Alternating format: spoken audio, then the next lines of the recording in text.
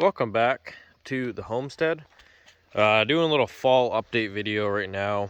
It's, I don't know, half of the October. But I just want to show you guys some of the differences we have going on here. One, we have our log pile. Working on fixing a wood splitter. Get that down here so I can get all the firewood. This winter is going to be interesting because all I have is relatively green wood. Not super dry. This tiller, I haven't made work yet. I think I probably need to put a carburetor on it. Never messed with one of these Briggs & Strattons before, but pretty much I'll fill the fuel and it will leak back down to halfway and just fill the fucking motor with fuel. And every time you pull the cord, just like sprays straight gas at the exhaust. So I don't know. I've never ran into that issue before. I never really messed with small engines. So if someone knows what that's got to be, you let me know, because I'm gonna have to fix that at some point. Just so I can make it work, and it's just cool. But there's our old bridge. I pulled that. We have this field bush hog, that far side. It's a nice foggy morning, so I can't really see anything, but it was all bush hog. I had to pull this little bridge because the tractors couldn't get through there. The bridge is in there. They need to just dip in the water and come back out. This is burn pile number 1.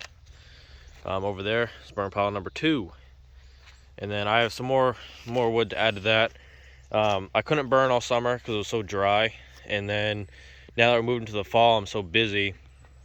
I haven't had a day where I'm here, so I still can't burn it. I definitely something I want to be here for if I'm gonna light this pile on fire. I haven't had a day where I'm just at home yet, so trying to work that in the schedule. We'll see what happens. I'll even burn it right in the wintertime if I had to. It doesn't really matter.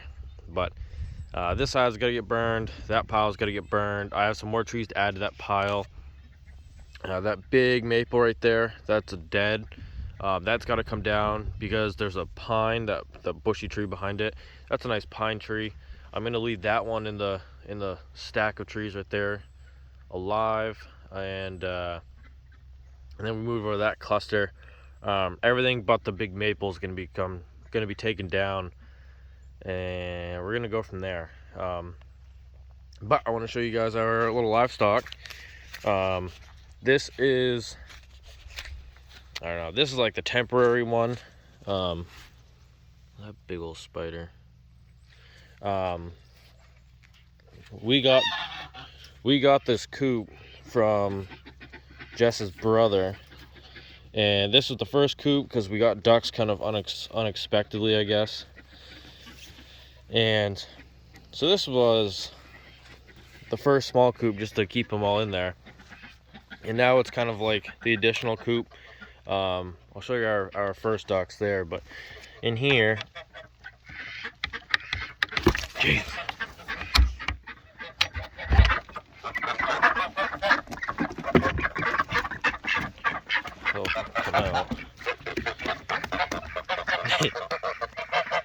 Got 3 geese and 3 pecking ducks in this pack, and we just had a really hard rain a couple nights ago. Everything's kind of muddy, but the guy I got them from gave me these 2 crates. One's up there, and that's what they lived in. So for now they've been in this coop just so we can try to integrate them with our other ones. And today we're actually just going to let them go.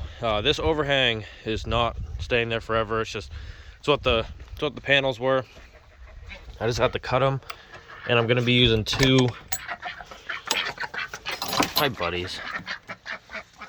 So we got 1 pecking duck and 1 of these brown ducks. We used to have 2 brown, 2 peckins, but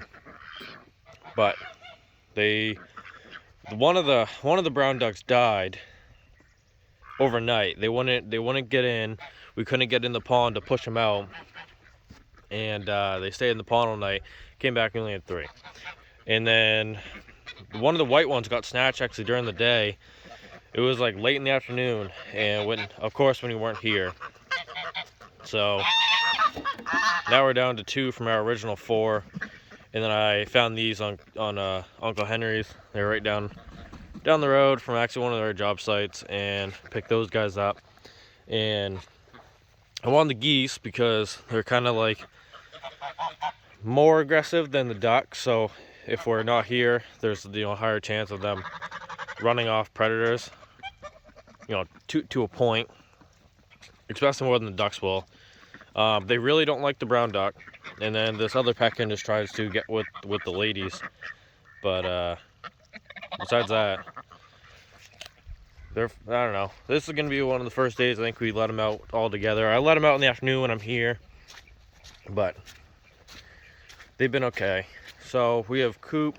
This is our first coop that we built. Just built 90% of it. Let me just latch this. These are kind of cool.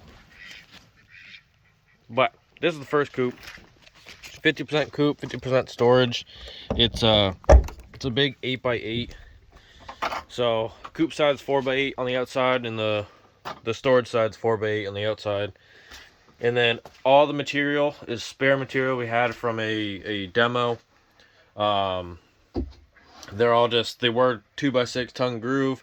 I just ripped the tongue off, and we could add a little more space if I made them 2x4s, but then you're just into more time. So anyway, this is our storage of all our straw and like the little pine pieces, and then some of the food.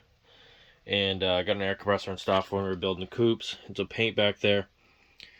And anyway, this is where the shovels and all of our supplies are going to go once we neaten everything up a little bit. And even like the doors, all this material is kind of just extra on a job. The doors are from the demo. The big door didn't fit, so we had two of these small doors. We made this swinging door. Oh, and inside here, that plywood is on hinges, and that can fold up, so we can add straw and stuff and food to the coop on the other side without opening any of the coop doors, if that was something we needed to do. And then we'll move over to this new coop. This is one just built pretty recently, and this is all extra metal roofing from, I think, the house, because it's all gray. And we just got to cut off the extra, and then cut off all those, and we use the extra panels. We'll slide them up there and finish that roof. But this is the second coop where probably the geese are going to live. We're going to try to have all the ducks under one and then the geese under one. But we haven't really decided, because I don't know how that's going to work yet. This is a 4x8 on the outside. This is all the same scrap tongue groove, and then board and board all the way around. And then this is, I don't know, the bigger cleanup door.